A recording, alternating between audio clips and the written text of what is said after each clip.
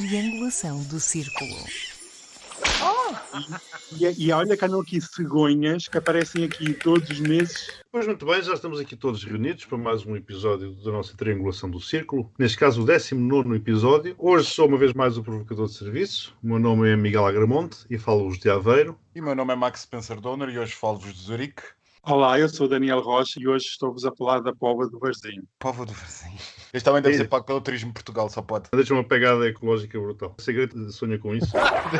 Como temos vindo a reparar, a China tem estado presente cada vez mais nas nossas vidas. Se antes era apenas por questões económicas, mais recentemente passou a ser por questões tecnológicas e, infelizmente, sanitárias. Portanto, neste episódio queríamos abordar de uma forma integrada todos estes pontos e mais alguns. Por se tratar de um tema tão vasto e complexo, entendemos que deveríamos contar com a ajuda de alguém que nos pudesse complementar a visão e optámos por fazermos um episódio com um convidado, como acontece de vez em quando. Assim é com muito gosto que dou as boas-vindas ao meu querido amigo Vasco Liu, que se junta a partir de São Paulo. Olá pessoal, tudo bem? Boa tarde, meu nome é Vasco e estou muito feliz em conversar com vocês sobre a China. O Vasco é chinês, nascido, e agora vais-me corrigir se eu disser isto mal, Liaocheng? Isso, é uma cidade pequena com 8 milhões de pessoas.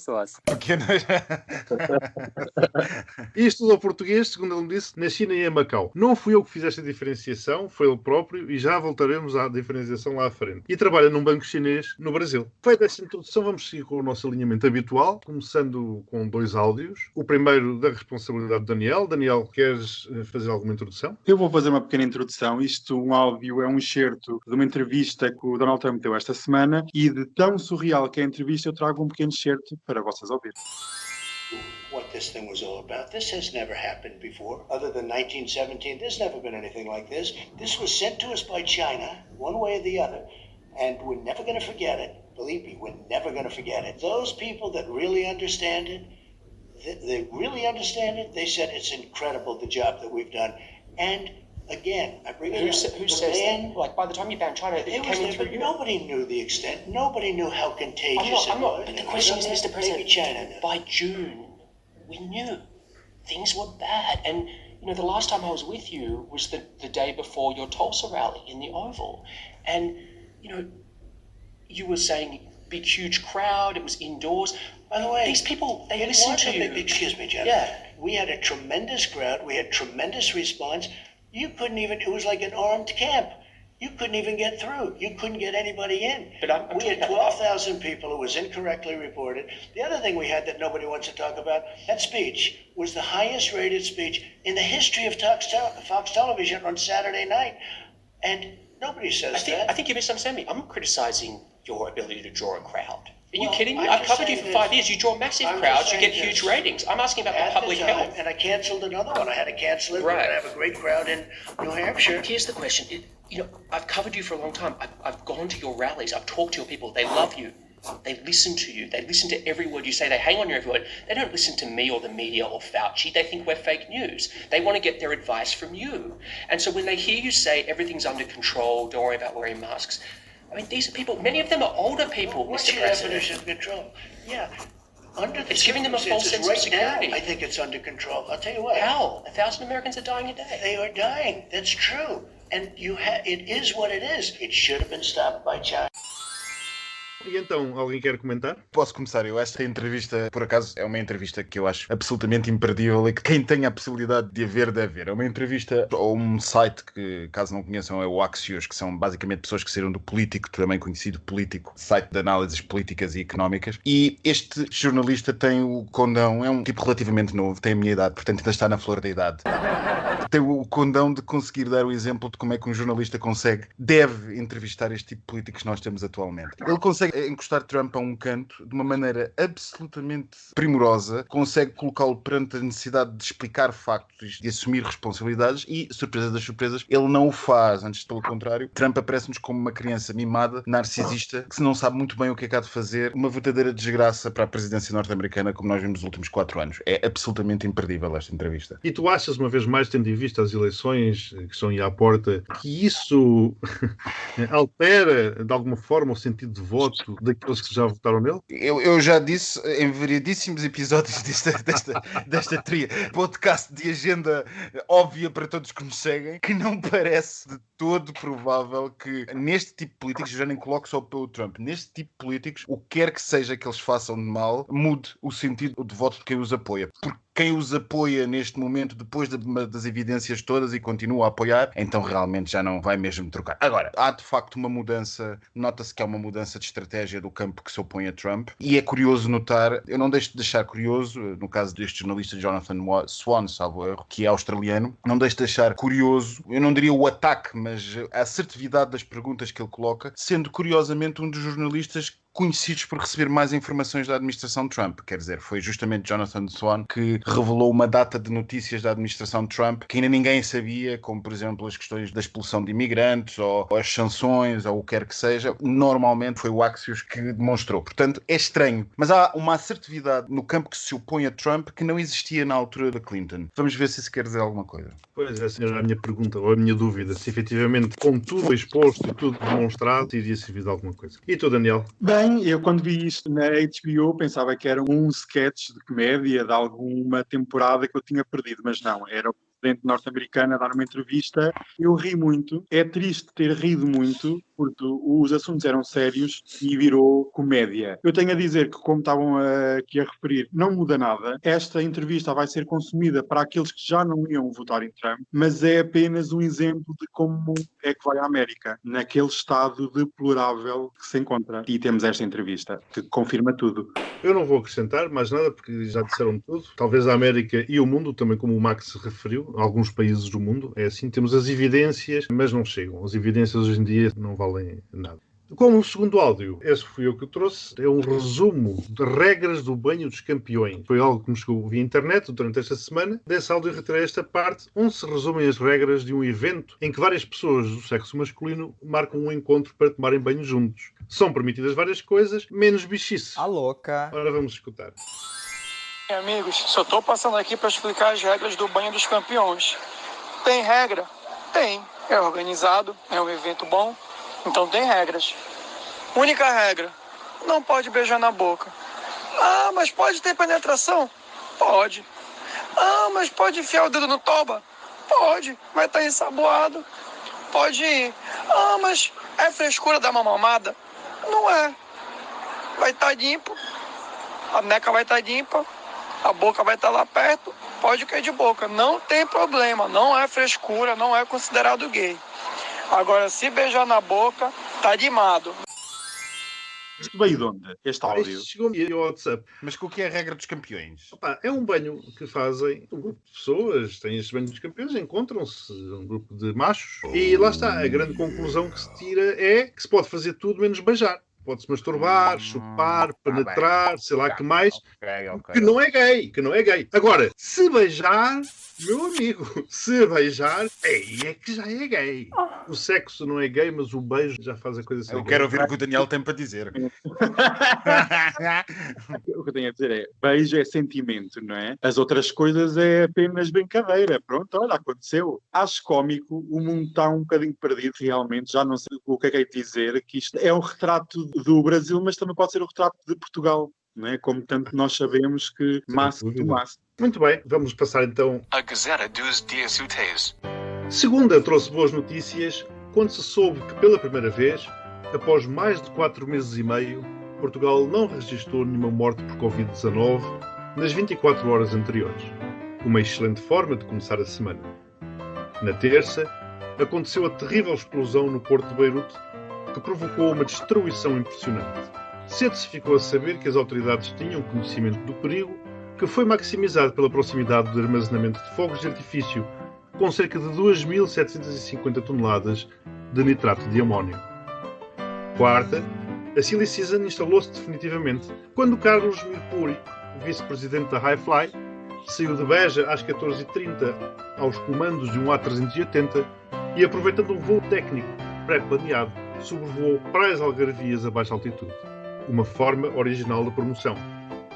Na quinta, o presidente polaco, recém-eleito pelo Partido Nacionalista da Lei e Justiça, que conseguiu a sua vitória, em parte baseada no seu discurso de ódio contra homossexuais, tomou posse. Membros da oposição compareceram à cerimónia, vestidos com as cores da bandeira LGBT+. Na sexta, ficámos a saber que Rui Pinto, acusado de 90 crimes, vai sair das instalações da Polícia Judiciária, podendo aguardar o julgamento em liberdade, devido à colaboração que teve com as autoridades judiciais. Bem, esta semana foi interessante, foi melhor do que a anterior. O Portugal sem mortes foi apenas um dia, mas é um começo, é uma luz ao fundo do túnel. Não sei qual é o comprimento do túnel, mas pronto, são 12 pontos. Foi uma excelente notícia. A explosão em Beirute, 0. Sinceramente, ainda vamos ouvir falar muito sobre isto e eu tenho a dizer que foi o golpe final para um país em crise. Dá que pensar. Esta história do avião no Algarve realmente foi uma bela promoção. As pessoas ficaram cheias de medo e inundou as redes sociais com vídeos e fotografias. Olha, é 0. O presidente polaco e as deputadas vestidas com a bandeira. Tenho a dizer que realmente ainda há esperança. Há uma certa esperança que as coisas possam mudar, que não é garantido que vamos todos morrer. Ainda há alguma esperança. Vou dar 12 pontos. Esta semana foi muito generoso. Correu bem a semana. Em relação ao Rui Pinto, já era a altura de sair da prisão. Há muito tempo que deveria ter saído.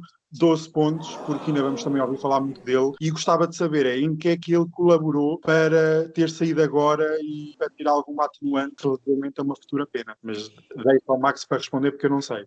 Eu já lá vou antes do Max, se me permitirem, para já estou impressionadíssimo com a quantidade de 12 pontos. Só em 12 pontos já vão 36. Meu Deus! Foi uma coisa impressionante. Fiquei chocadíssimo. Relativamente a esta questão do Rui Pinto, era o único comentário que eu queria fazer. É que a mim assusta-me um bocado que se prenda preventivamente uma pessoa e, se a pessoa colaborar com sabe-se lá o quê, ela fica à espera de julgamento em liberdade. É uma coisa, não sei, a mim, tal como o Daniel disse, agora aguardo o comentário do Max. Então eu se calhar começo pela sexta-feira. Se calhar. Em Portugal nós prendemos para investigar e normalmente o que fazemos é colocar os arguidos em prisão preventiva e entretanto vamos fazendo a investigação e vamos obtendo o que quisermos. Quem costuma falar muito sobre isto é o senhor engenheiro José Sócrates, mas é verdade que isto para o comum dos mortais é uma coisa que acontece todos os dias. Agora, é normal que as circunstâncias de uma prisão preventiva se alterem ao longo da prisão preventiva, ou seja, se um arguido passa a ser colaborante quando antes não era, é de aferir que a perigosidade dele diminui, ou a tentativa de evasão à justiça em princípio diminuirá e, portanto, as razões de cautela desaparecerão. Agora, há uma coisa que eu não percebo neste assunto do Rui Pinto. E que é um assunto um bocado estranho. Então nós temos, pelo que eu percebi, o diretor da Polícia Judiciária e a diretora ou a diretor do DCAP a tecerem grandes elogios na imprensa à colaboração do Rui Pinto. E entretanto sabe-se pela imprensa portuguesa que Rui Pinto não apenas colabora neste processo, como colaborará em todos os outros. E eu pergunto, com a humildade que devo ter, quem é Rui Pinto para agora ser investigador criminal em investigações criminais portuguesas? Não temos uma polícia científica? Não temos uma polícia com capacidade tecnológica? Porquê que um arguido de repente vai colaborar em variedíssimas, segundo se citava a imprensa, variedíssimas investigações criminais? O que é isto? De repente nós temos a eleição premiada e ninguém aprovou? O arguido de repente passa a ser inspetor-chefe da Polícia Judiciária? Eu não percebi muito bem como é que esta coisa se operou. Depois, acontece que por um lado o diretor ou a diretora da TCAP faz elogios a Rui Pinto, mas depois é o próprio procurador do processo, o representante do Ministério Público e portanto da acusação, que se opõe à redução da prisão preventiva. Portanto, eu não percebo este assunto, eu acho isto tudo um grandíssimo cambalache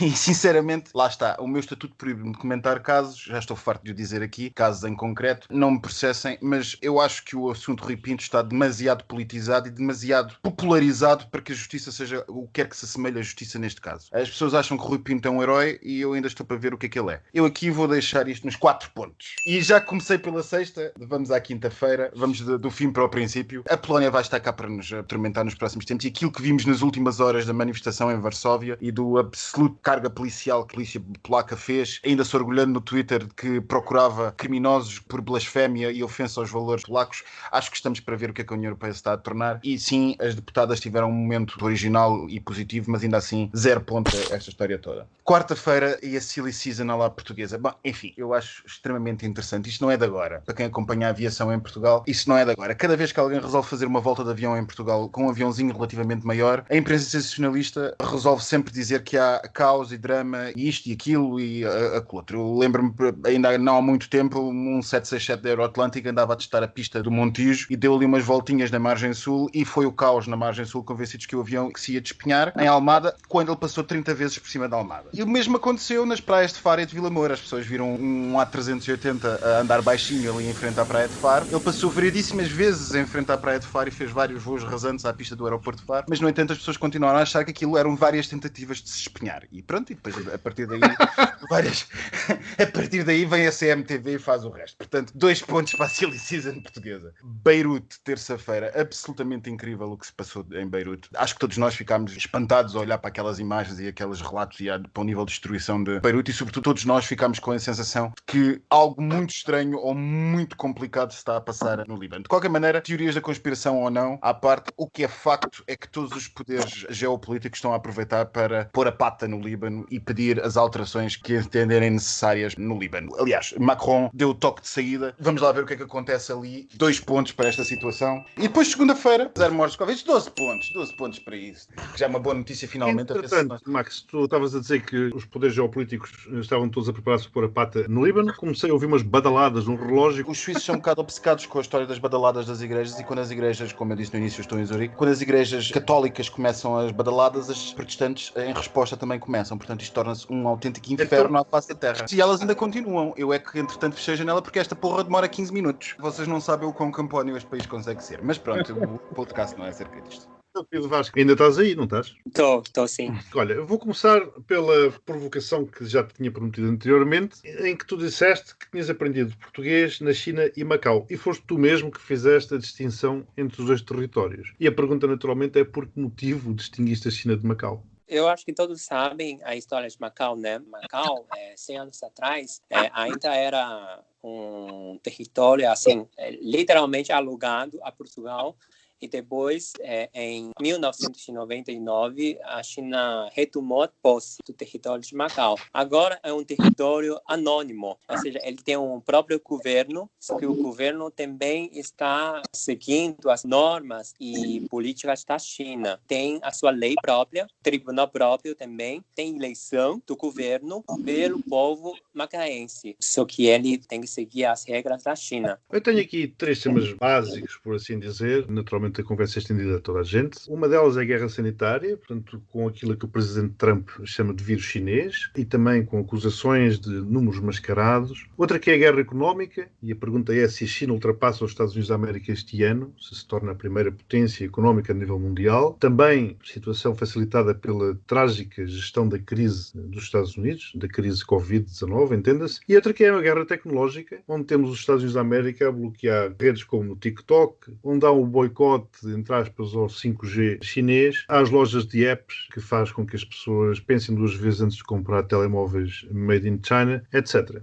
Eu volto àquela entrevista que nós estávamos a falar há bocado, do áudio do Daniel, e que andou muito à volta disto. E esta questão sanitária não pode ser dissociada da questão económica porque ela basicamente está a ser utilizada para esse efeito, é o que me parece. A China, na questão eleitoral americana e na questão da política americana, passou a ser o novo papão. E é muito interessante ver como, na dita entrevista, quando o entrevistador pergunta a Trump acerca das questões russas e da interferência russa, ele basicamente tenta virar o centro da conversa e dizer, pronto, ninguém quer saber do que nós fazemos com a China. A China é que é a verdadeira preocupação e com isso é que nós nos devíamos preocupar. E depois vai e fala sobre o que fez e como foi a pessoa que limitou a entrada dos chineses logo no início da pandemia e insiste em chamar ao vírus o vírus chinês. Enfim, a China tornou-se claramente o papão na política norte-americana, sobretudo à direita, e é neste momento o centro daquilo que é utilizado como medo para estimular o eleitorado de direita norte-americano a votar nas soluções Trump. É óbvio que a China vai passar os Estados Unidos em breve trecho, quando mais não seja porque esta crise vai ser devastadora. Não sei se vocês me seguem nisto, mas ela claramente vai ser devastadora para o mundo ocidental, para os americanos em particular, muito mais ainda, porque eles não estão a conseguir controlar a questão e o desemprego está a níveis absolutamente estratosféricos, a produção industrial baixou a níveis também nunca vistos e, portanto, eu acho que nos próximos meses, se calhar ainda antes das eleições, nós vamos ter a surpresa das surpresas, que já não é assim tão grande surpresa, que a China passará aos Estados Unidos em produto interno bruto.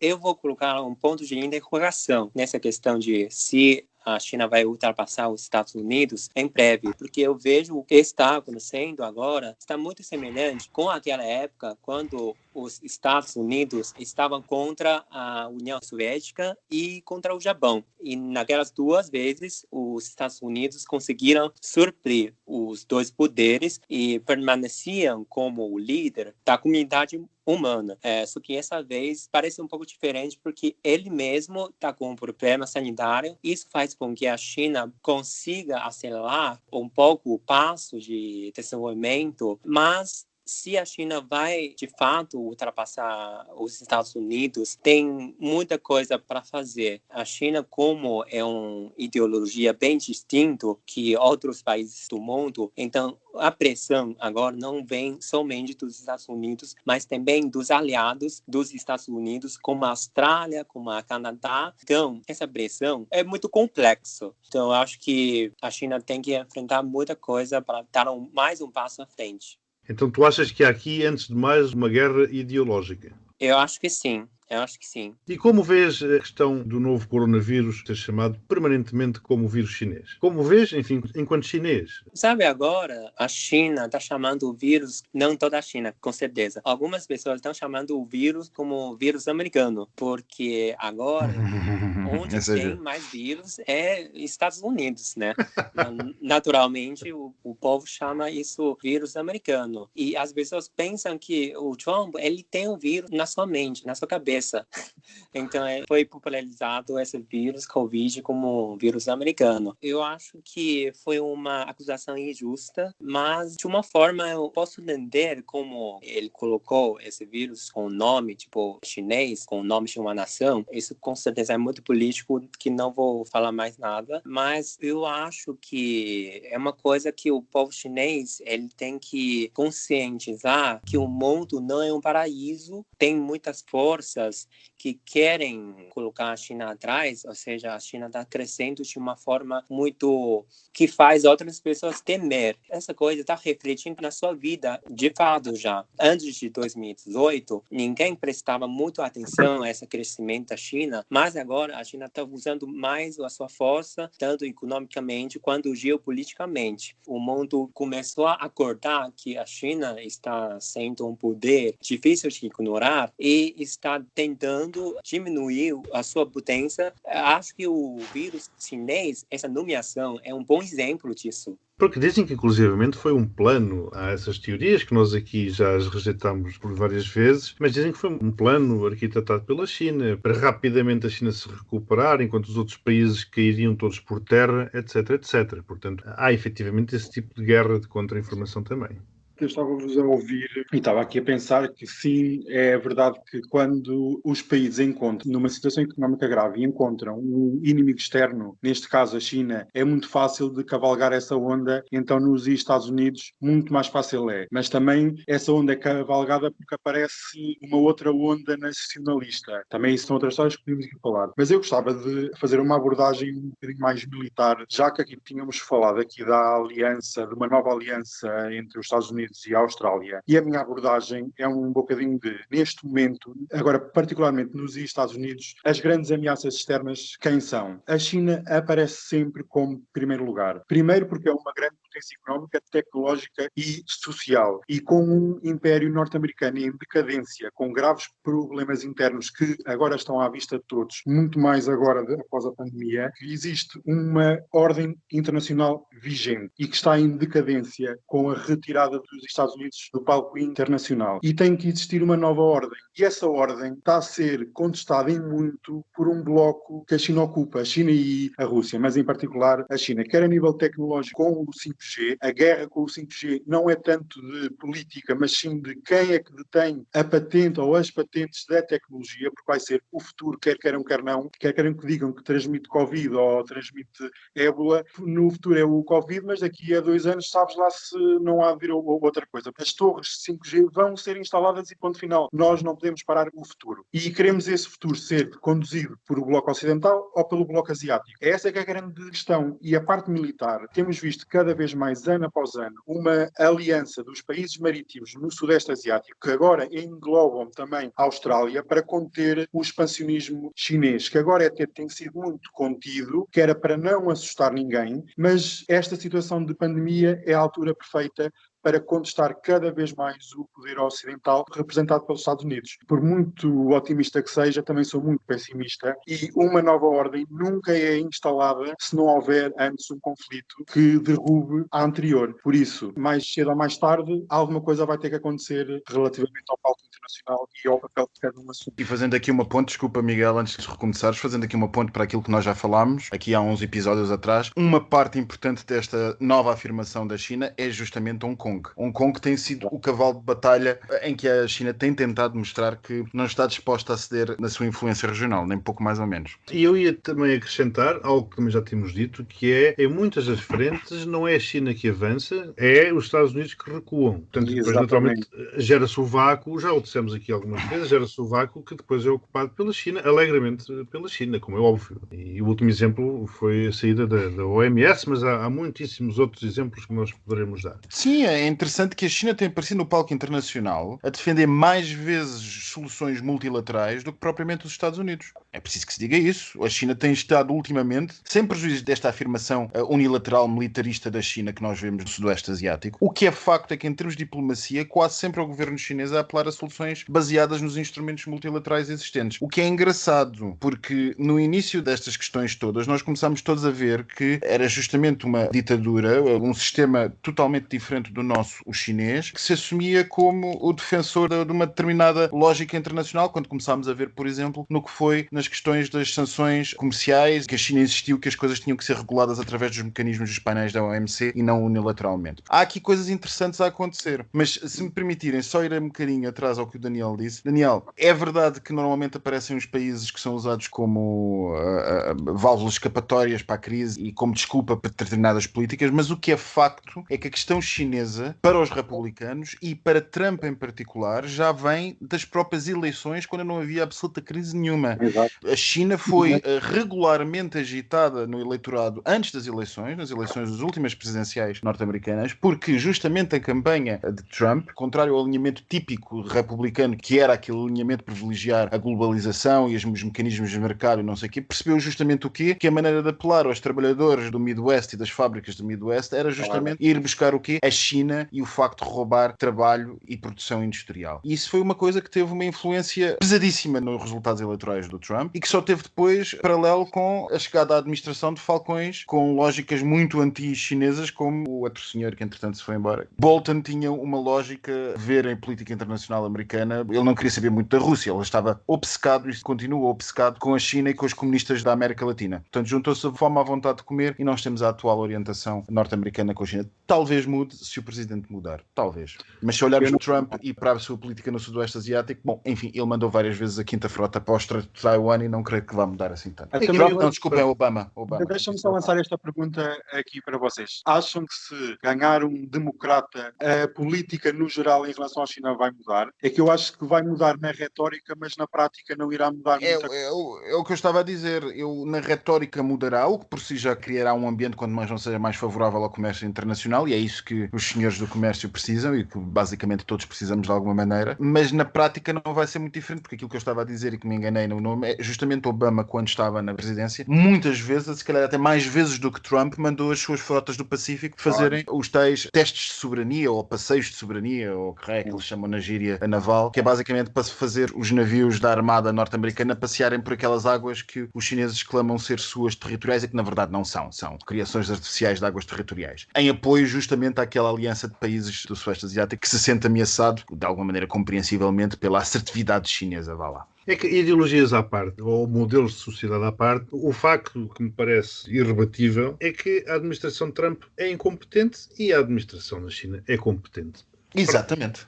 Eu gostaria de levantar um fato muito interessante, que é, na verdade, agora na China, tem uma voz crescente que supoia o Donald Trump. Por quê? Os chineses estão acreditando que, embora o Trump esteja mandando muitas retaliações, ele vai fazer com que os Estados Unidos recuam cada vez mais. E cada passo de recuo dos Estados Unidos é um passo à frente para a China. Então, os Estados Unidos está se retirando de Paris Agreement, está se retirando de outras partnerships, outras comunidades internacionais. Então, isso significa ter uma arena mais ampla para a China demonstrar o seu poder e a sua competência ao mundo. É muito curioso, porque realmente vai contra... Olha, uma conversa que eu estava a ter na passada sexta-feira, onde se dizia que os chineses iam tentar boicotar as eleições norte-americanas por causa de tudo isto que o Trump está a fazer. E realmente esse ponto de vista que trouxeste é interessantíssimo. Não vamos continuar com o Trump lá, porque ele está-nos a facilitar a vida. Sim. Meu Deus. Que é um bocado o mesmo que os russos dizem.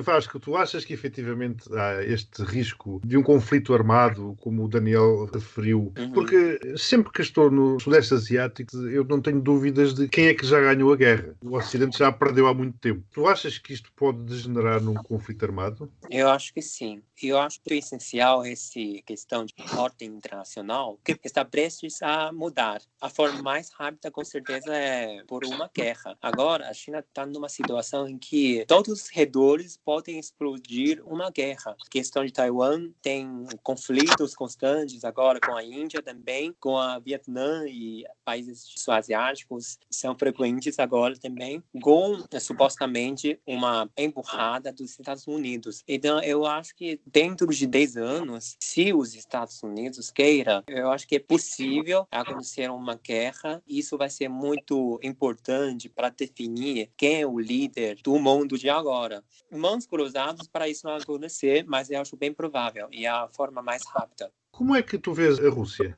A Rússia agora está num lugar muito não confortável. Ele está abraçando a China, com certeza, porque ele, na verdade, está na decadência e a China está num caminho crescente. Porém, eles têm uma ameaça em comum. De todas as formas, a Rússia tem que abraçar a China de braços abertos, só que é uma situação não confortável. Os dois países também têm semelhanças em ideologia, por questões históricas, as ameaças que enfrentam perante o mundo também tem semelhanças como direitos humanos, ameaças dos Estados Unidos. Então, o relacionamento entre a China e a Rússia nessas últimas 2 décadas tem sido muito boas. Porém, a Rússia foi um irmão mais velho da China, só que agora tem que ouvir as ordens da China e negociar com ela. Eu acho que relativamente à questão da China e da Rússia, acabei de ouvir o Vasco dizer que a Rússia tem que basicamente depender da... Não é que depender, mas ouvir a China para no que tiver a dizer. Eu acho que os russos são bastante mais cínicos do que isso. Os russos têm um problema que aliás foi como eles geriram a Guerra Fria e como eles viram a sua relação com a China. A China é um vizinho e, portanto, é um vizinho que na altura não era tão poderoso como é hoje em dia. Naturalmente que a Rússia vê hoje a China de maneira diferente que a União Soviética via a Rússia, mas eu acho que ainda assim os russos vão tentar utilizar os chineses na sua lógica geopolítica de basicamente extinguir a Pax Americana, o poder americano, e tentar acabar com o domínio ocidental nas relações geopolíticas internacionais. E, portanto, a Rússia falo-á e aproximar-se-á da China enquanto a China lhe for útil. Porque eu posso estar errado e vocês podem ter uma percepção até diferente da minha, mas eu acho que a Rússia sempre foi e sempre será muito mais imperialista do que a China. O interesse maior da China do ponto de vista militar não é propriamente o imperialismo e o expansionismo, mas sim a proteção dos seus interesses económicos e dos seus canais de abastecimento económico que lhe permitam continuar a crescer e a enriquecer. A Rússia não. A Rússia tem uma lógica imperialística, histórica, territorialista e, portanto, mais tarde ou mais cedo, a aliança russa-China deixará de fazer sentido. Mas, por enquanto, ela faz sentido enquanto for necessário fazer frente ao Ocidente. É engraçado que aqui já falámos de alianças do Bloco Ocidental e durante a pandemia houve uma assinatura de um acordo entre a Rússia e a China. Basicamente era um acordo comercial, político, etc. Mas basicamente dividiam a Ásia Central em áreas de influência. O motivo era a exportação de energia, mas os acordos estão a ser feitos também em contrabalanço com os outros. Não podemos pensar que um lado do mundo está ativo e o outro está a dormir. Não. Temos visto a Rússia muito ativa e, como o Max estava a dizer, é muito mais imperialista e muito mais ativa no leste europeu e está mais focada no continente europeu do que se calhar no sudeste asiático. Mas como o Max também estava a dizer, estas alianças Rússia-China só existem enquanto cada um dos países tirar proveito desses mesmos acordos, porque quando não tirar proveito acontece o mesmo quando foi a relação da União Soviética com a China comunista. Quando não deu jeito à China, dividiram-se e formaram 2 blocos comunistas. Por isso, vamos ver os próximos episódios. E há uma política de interesse mútuo na China e na Rússia. A China ainda não atingiu o patamar de equipamento militar e de nível militar em que os Estados Unidos está longe de o fazer, mesmo que o atinja economicamente. Quer dizer, a China tem neste momento um porta-aviões, que é basicamente um restauro de um porta-aviões soviético, já de si velho, mas isto é uma questão de tempo e chegará lá. Os russos, pelo contrário, têm dedicado grande parte do seu PIB ao equipamento militar e estão muito mais à frente do que a China em capacidade tecnológica militar e de projeção de força. Ou seja, uns têm o dinheiro, outros têm o poder militar.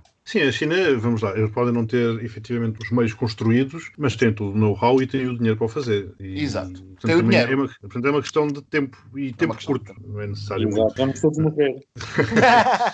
Vasco, tu falaste há bocado na questão de Taiwan, é uma questão que eu quero voltar a ela, até porque nós também já referimos aqui há uns tempos. Fizeste referência a Macau no início da nossa conversa, o Max fez referência a Hong Kong e eu pergunto-te, sendo Macau e Hong Kong já territórios da China, da República Popular da China, entenda-se, mas Taiwan não, como é que tu vês o futuro daquela ilha? Eu estou mais pessimista sobre isso. Eu acho que uma guerra entre Taiwan e a China continental, a República Popular da China, é quase inevitável. Só é a questão do tempo, porque historicamente a Taiwan pertencia à China, só que como tinha o governo comunismo chinês tomou posse da China continental e o antigo governo chinês, que é o governo de República da China, fugiu para Taiwan e estabeleceram dois poderes. Naquela época, a China comunismo, não tinha essa força não tinha esse poder conseguir de volta a Taiwan. E essa questão continuou sendo uma questão histórica. A China ainda quer muito Taiwan de volta, com certeza. E o Taiwan, com a nova geração, já não se identifica com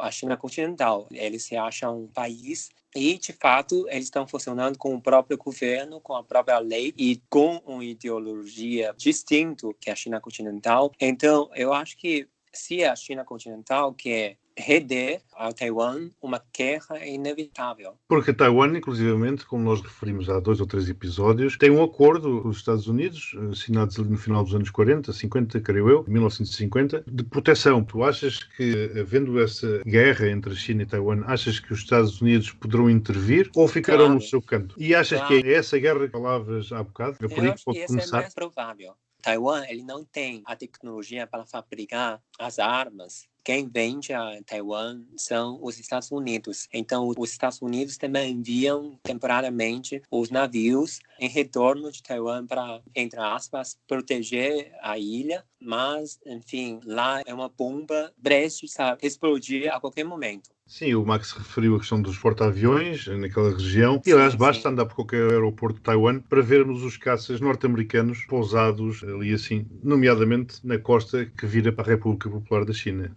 Tu, sendo chinês, naturalmente, morando em São Paulo, notaste alguma diferença no antes e no pós-pandemia? Começaram a olhar para ti com maior desconfiança? Ainda que em São Paulo haja milhares e milhares de chineses. Então, só para perceber se realmente começaste a ser alvo ou sentiste alvo de alguma discriminação pelo facto de ser chinês. Eu acho que sim, acho que fica óbvio que a imagem da China e com os chineses são muito prejudicados após essa Covid-19. Um exemplo é uma amiga, ela também mora em São Paulo. Ela foi expulsada do próprio apartamento pelo proprietário, por fato de ser uma chinesa. Isso também aconteceu com outras várias pessoas que eu não conheço.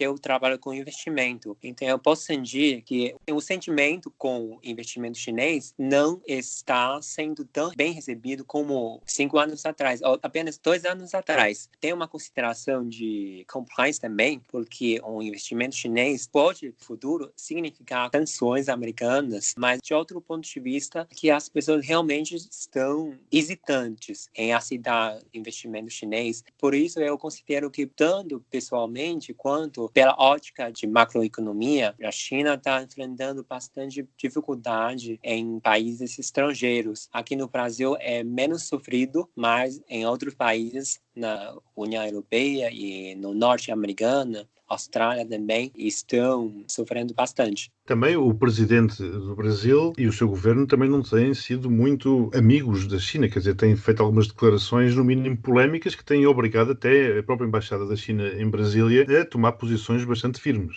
Sim, isso aconteceu. E, infelizmente, o Bolsonaro, ele é um seguidor de Trump. Ele simplesmente segue os passos de Trump, o que ele faz, o Brasil faz. E realmente eu vejo uma influência do Bolsonaro no povo brasileiro, mesmo que ele não é o candidato favorito, ele não é. Mas tem uma certa de população que aceita as palavras dele e isso torna uma realidade.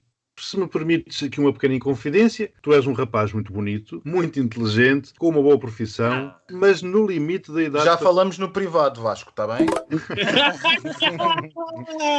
Nossa! Mas no limite da idade para te casares, de acordo com os padrões chineses. Sendo gay, como é que tu vês ou sentes a pressão da tua família para te casares com uma chinesa? É enorme. É enorme. Hoje eu fiz uma ligação com a minha mãe, que é uma rotina. Eu sempre ligo no sábado para os meus pais. E cada vez essa questão de casamento, de namorada, sempre vai ser abordada. E realmente é muito difícil. Eu acho que isso é mais cultural. Porque culturalmente, os homens chegando aos 28 anos, que é a minha idade, já é a idade para se casar. Eu tenho uma amiga que se chama Cecília. Ela veio para o Brasil no mesmo ano que eu, só que ela só ficou 1 ano aqui e já foi embora para se casar, mesmo não tinha namorado ela naquela época. É porque essa geração, ela ainda culturalmente tem essa ideia cristalizada que as pessoas devem se casar antes de 30 anos, para mulheres 28, para homens 30 anos. Eu não sou assumido para a minha família, por isso a minha mãe ainda está pensando muito sobre o meu futuro, casamento, ter filho, e eu não pretendo contar para eles nesse momento, porque eu acho que eu não estou financeiramente tão preparado. Eu vejo que agora não tem uma solução muito boa. Como é que é ser gay na China? Eu acho que ser gay na China, na verdade, não é tão deprimido como as pessoas pensam no exterior. Esse tema é quase um tabu para discutir publicamente. Agora, se você publica algum tema no Twitter chinês, que é Weibo, o sistema vai te bloquear esse tema. Então, discutir gay não é publicamente aceito. Porém, ser gay é parcialmente aceito entre as pessoas. Aqui no Brasil, se você se declarar gay, pode receber ameaças de morte. Também tem muitas mortes por agressões contra gays. Isso na China não vai acontecer. As pessoas, no máximo, vão fazer fofoqueiros. Isso é máximo. Também no trabalho, eles vão considerar que isso é um vício. E isso vai prejudicar a sua carreira. Mas o que eu vejo cada vez mais é que as empresas estão ignorando esse fato, disfarça-se que ele não sabe. Então, aqui você pode ver que socialmente e também no nível de pessoas, de empresas, o povo está tentando o máximo para ignorar o fato e para evitar de discutir esse fato. Então, nesse aspecto, é fácil ser gay na China, porque você não precisa de se expor muito ao público, mas de um outro lado também é difícil. Pelo fato de que você não pode discutir esse tema, você não pode contar aos seus pais, você poderia sofrer alguns danos econômicos ou de reputações. Então, nesse aspecto, eu acho difícil. Então, a China é um armário gigante, é isso, Max? É o que me sempre foi dado a entender dos meus, enfim, profissionalmente o auditório não saberá, mas eu lido muito com a China, foi sempre o que me foi dado a entender nestes assuntos, é que realmente é um armário gigante. Não há uma situação, por exemplo, como a Rússia, já que estávamos a falar da Rússia, de perseguição ativa de minorias sexuais, haverá de outras minorias, mas isso agora não interessa, mas é um assunto tabu, não se fala, ninguém quer saber, e se falar é por simplesmente apagado. Muito bem, Vasco. Olha, resta-nos agradecer a tua presença. Como nós dissemos, tínhamos previsto estarmos juntos, eu e tu, no passado mês de março na China, ambos por questões profissionais, mas o novo coronavírus tocou-nos as voltas. Perguntei-te se tinhas alguma música que gostasses para o final deste podcast. E tu sugeriste-me uma que vai passar após a passadeira Maricona. Queres-nos falar dessa música? Claro, vocês vão ouvir uma música super chinesa, que é muito distinta como músicas contemporâneas. E a cantora dessa versão da música é a primeira-dama, esposa do Xi Jinping. O nome da música é no Lago de Honki, ondas batem ondas. Ele traça uma cena, você está no bar, vendo a cena de muito ótima safra, tudo em prosperidade, essa cena. E ele canta ao comunismo.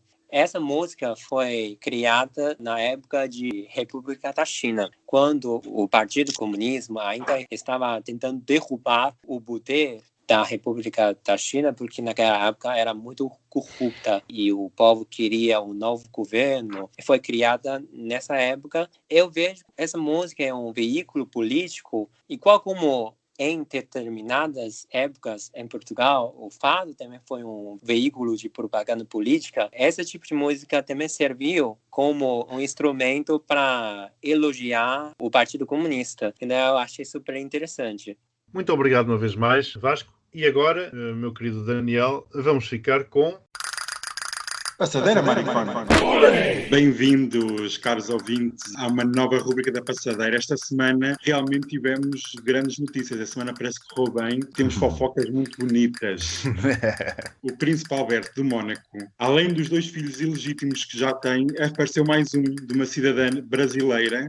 O filho tem 15 anos. E eu só me pergunto, também não serei eu um filho ilegítimo? Max, será que eu posso ter a tua ajuda como advogado para pôr um processo? Já pensaste em algum monarca em especial? Não, ainda não pensei em... Dada a quantidade, Juan Carlos era mais provável. De proximidade? E esta semana, como realeza não há só uma, há muitas, ficámos também a saber, como eu já tinha referido a semana passada, há 2 episódios, que iria sair um livro, uma biografia não autorizada da Meghan Markle e do príncipe Harry. Afinal, a biografia teve os dedos dos príncipes. Eles, como queriam lavar a imagem do público, decidiram arranjar um esquema para, com uma escritora, limpar a sua imagem com notícias negativas sobre a família real, mas não deles. Afinal, as más notícias são para o lado do príncipe Carlos, da rainha, da Kate, do William, mas eles são tudo boas pessoas. Isto é tudo uma cabala montada. Nós nunca sabemos o que está por trás, amigos. Nunca sabemos. Mas como esta família não é só de escândalos, ficámos a saber que esta semana o filho da Meghan e do Harry fez 1 ano e fizeram uma festa durante 3 dias e custou 170 mil euros. E, além disso, as pessoas tiveram que assinar um contrato de confidencialidade. Eu agora estou a ver que isto está na moda, estes contratos. E nas minhas famosas festas também tenho que começar a dar isto aos meus convidados. Dizer assim, olha, o que se passa aqui não se fala lá fora, assina aqui o papel, se faz favor. Isso foi o que aconteceu na Comporta, não é? Exatamente. Agora, parece que em Portugal começa a ser moda usar esse tipo de instrumentos para manter toda a gente calada. Amigos, como todos já ouviram esta semana, tivemos a tão esperada notícia da fuga do Juan Carlos. Há 1 mês atrás tinha sido aqui dito, em primeira mão, na triangulação do círculo. Ninguém nos liga. Nós temos informação séria e rigorosa. Ninguém sabia ou ninguém sabe onde é que está. É no Dubai, é um país corrupto. Era Portugal, é um país corrupto. República Dominicana é um país corrupto. Quer dizer, o senhor sai, mas também não deixa muita margem de manobra, não é? Ele disse, e passo a citar, que esta saída era apenas temporária, segundo fontes muito próximas da Casa Real. E eu digo, eu espero que ele regresse à Espanha, mas que seja diretamente para a prisão. Este escândalo não pode ficar impune e esta situação tem de ser resolvida e não é apenas com uma multa de impostos em atraso. Tem que haver mesmo realmente aqui uma pena, porque a monarquia espanhola está em crise. Mais uma vez, faço votos que caia de uma vez por todas. Segundo as más línguas, a pessoa que mais fez pressão para a saída do rei emérito foi a Letícia. A próxima é a Sofia. Ela ficou no palácio, mas também mais mês, menos mês, deve estar de saída, porque a Letícia não perdoa. Portanto, um beijinho muito grande para a Letícia, para o Juan Carlos e espero que seja emitido um mandato de captura para esta personagem pela Interpol. E ainda estou a ver quando é que vai ser emitido. Beijinhos muito grandes para as Casas Reais que vão todas cair muito em breve.